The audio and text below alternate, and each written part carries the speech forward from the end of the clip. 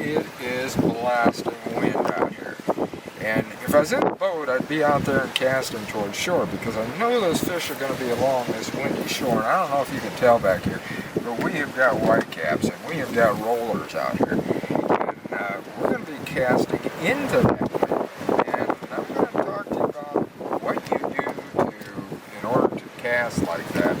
And the different types of lures that you're going to use. You're going to actually use the lure that is the least wind resistant.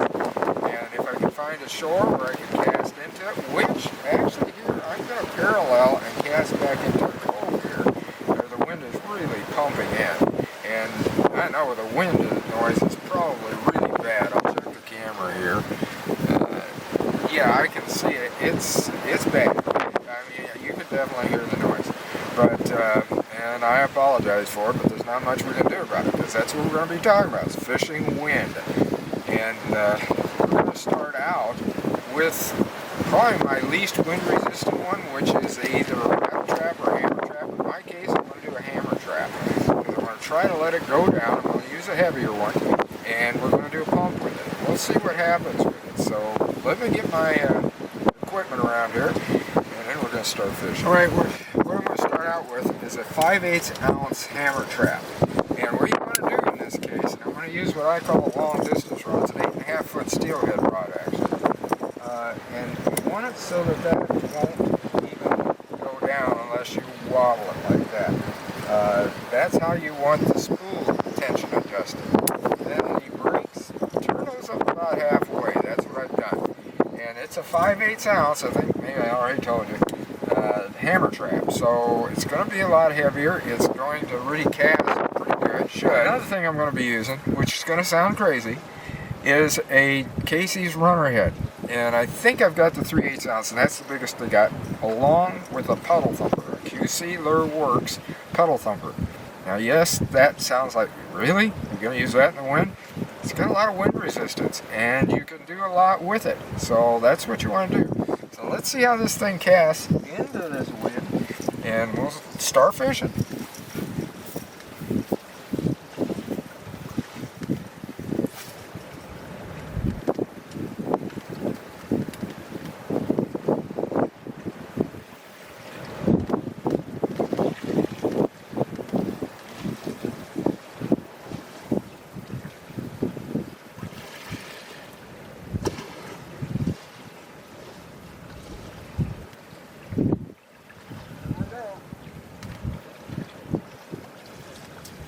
Lost him.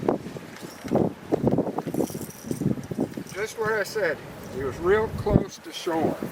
And so, you know, I lost him, but it was a good fish. It was a real good fish. And so we're going to be doing the same thing, same lure.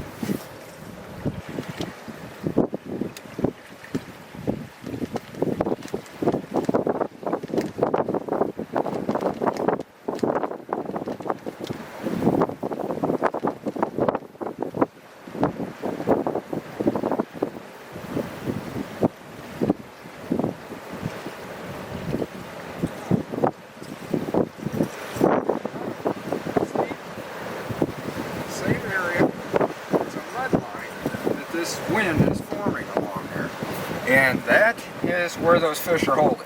I've lost two, and I got to see that one. It was probably about a 3 or 4 pounder. So I'm going to try some more here. You know, I've been getting them on this one. I have to say, at least they were hitting it. We haven't got one yet. You can see how the wind is. I mean, it's really, really bad. We're going to switch over to that Casey's runner head with the puddle thumper on it. And see if that works.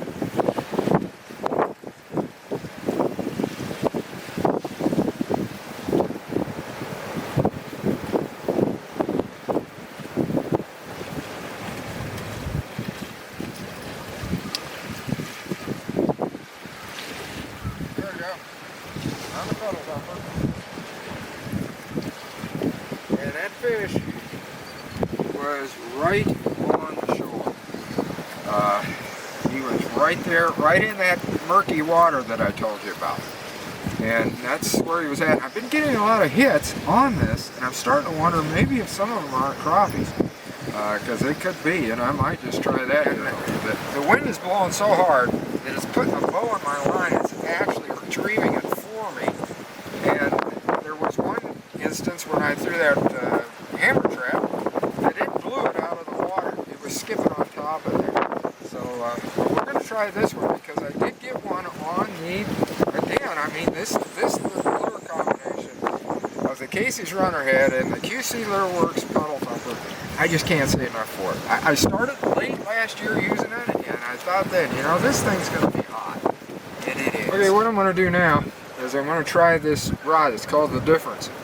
And as you can see, it doesn't have, I've talked about this rod before. It's put out by B&M Fishing. And it's got a lot of backbone to it. And it's real good at casting. And we're going to try a Z-Man Shad Z here. This is a Jerk Shad Z, and it's a 3-inch one. We're going to see how that works. Now, it's not going to have as good of casting ability into the wind. That's one reason I got it on a spinning outfit. Plus, I'm going to be finger jigging it. And, well, we'll take a look here. We'll see what happens with it. And as I said, I'm just bringing up different things for you to do in the wind like this. And when you are casting with a spinning outfit such as this, and a little bit lighter lure, now you're going to actually go to a heavier one. We might try some Nico rigging, but I don't know how that's going to work. It's really, really tough to fish something like that in the wind like this. If I was fishing, again, from the boat, I would have the boat out there and casting into the shore and bringing it out. Then I'd definitely be using the Nico rig. This one, well, let's see what happens with it.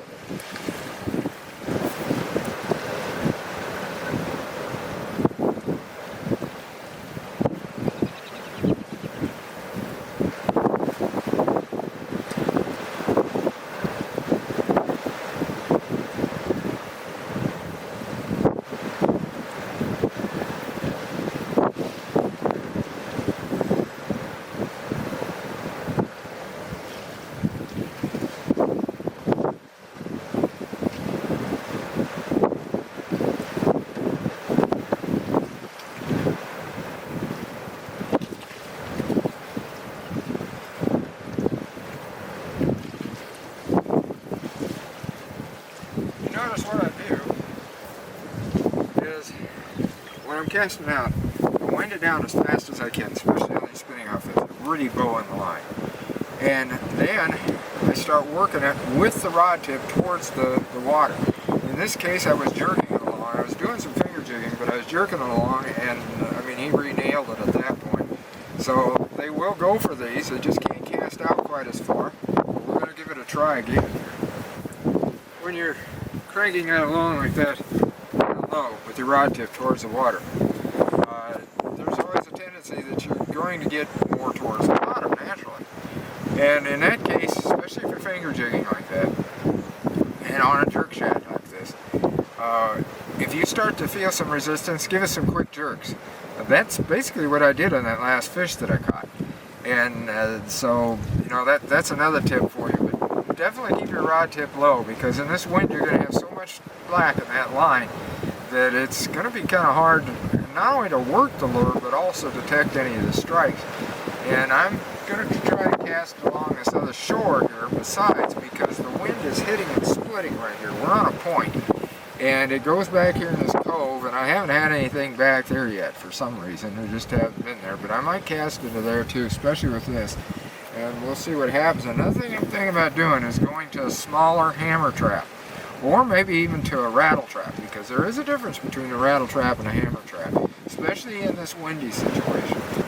A couple other lures that I'd use are with a 3/16 ounce Be Fishing H2O head, precision H2O head, and I'd use a natural forage bait green shad. Let's start with that green shad swim bait, and then the other one that I'd use is like a what they call a TRD Fatty Z that Z-Man puts out, and again I'd use it on that 3/16 ounce head.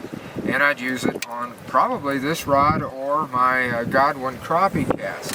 And I'm about tempted to get Godwin crappie cast out and do a Nico rig. I'd love to fish the natural forage bait 2-inch. It's just a real small with a 32nd ounce head on it. It's a fat shad or a T-shad, either way. Both of those work very, very good for crappie. They'd also work for bass, especially in this situation, but because it is so windy, it'd be extremely difficult to cast it into the wind and use it that way. And when you're fishing windy conditions like this, fish all the way into shore, because especially if there's a mud line, a clarity line as I would call it. If there's something like that, you definitely want to come all the way into shore, because those fish might be hanging right there in that murky water in order to ambush the prey that's in the clear water. So, and that's something that I've used in Bull Shoals, Arkansas to my advantage, because that is such clear water, and if they have very, very heavy rains and they've got murky water coming out, those fish will hold right into there, and I've done fantastic with rattle traps in that situation. I decided to pull out the Nico rig, and I went with the Bang Stick Z because it's a little bit heavier, and also I put the 1/6 ounce Shroom Z head on it, so that, well, it needs just that extra weight. I mean, and the reason I'm going to this is I was using that Casey's head with the pedal thumper on it, and it was getting a lot of hits on the bottom. I was getting a lot of hits, and I thought, you know, maybe they're just holding real tight to weeds and they want something worked along slow like that. So we're going to try to work it along slow in this wind. I don't know. And first off is cast it, but I got up my Godwin crappie cast, which, as I said, to me is a fantastic Nico rod to use it on, and I told you that before when we were doing a video on Nico rigs. So let's see what happens with it. Well, I had to whip the Nico rig out there so hard, and I got hit really hard with a hard wind gust at one point. I almost lost my cap. That's one reason I put this up over. But I was having to whip it out there so hard that it just tore the worm right off. O-ring and all. Just come off. I don't really understand that. But we're going to try the Nico rig again. But this time I'm going to use the QC Lurworks beat stick, because that's what I've been having luck with, is using that one. I've only got one color in it, so hopefully it'll work. But anyway, let me get that rigged up and we'll see what happens with that.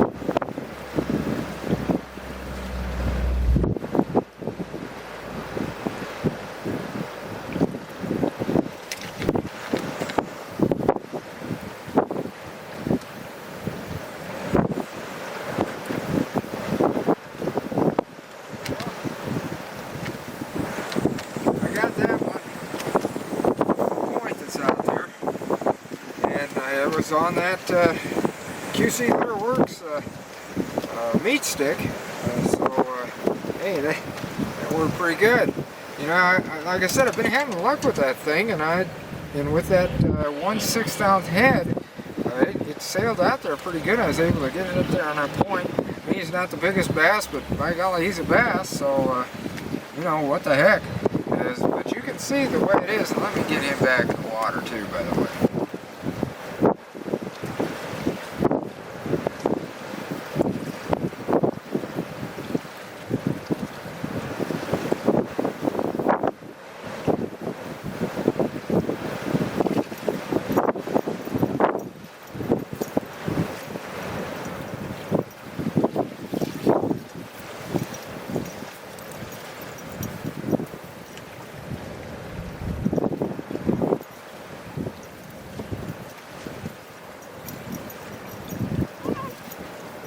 We're right back out there in that same flat, and got another one, about the same size in fact, but it's out there in a point. I again, I use that acoustic clear speed stick on an eco rig, and it's holding up pretty good.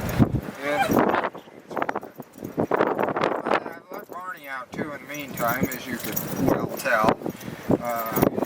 He's going nuts. But anyhow, I'm going to put this one back in the water, and Barney, he's waiting, ready to go in.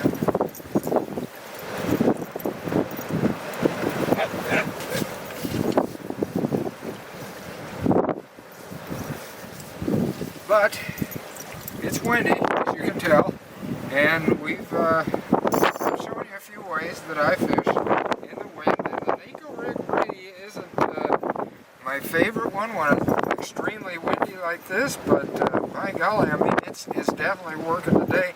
Kind of thought it would, with the fact that that puddle thumper on the Casey's head was working, and they were getting a lot of hits, but it just wasn't taking it. But my golly, this thing right here, it seems like it's working good. Caught them on just about everything we threw, but each one's a little bit different, and especially working them here. I mean, when I'm casting out in that wind, and then I drop it down, and I just kind of work it sideways. I bring it up a little bit more, but actually it's a little bit more to the side. This last one was on the side. Hopefully some of these tips have helped you out. If you have never really fished heavy wind like this in the shore, again, I would probably be in a boat casting into it. But even on a wind like this, like I said, I fished the wind like this in Bull Shoals, Arkansas, and it's murder. I mean, it is really bad in the places, and just about everywhere. Mississippi River, anywhere you fish, wind can really be a hazard, but it can also tell you where the fish are. Because in most cases, they're going to be over the windier shore, especially if it's real hot weather or if it's cooler weather, and the water has been cooler. Right now it's warming because it's whipping it into there and the sun's out. It's going to really work good. Well, I'm going to go back and fish, but you've probably had enough of this wind noise. So until then,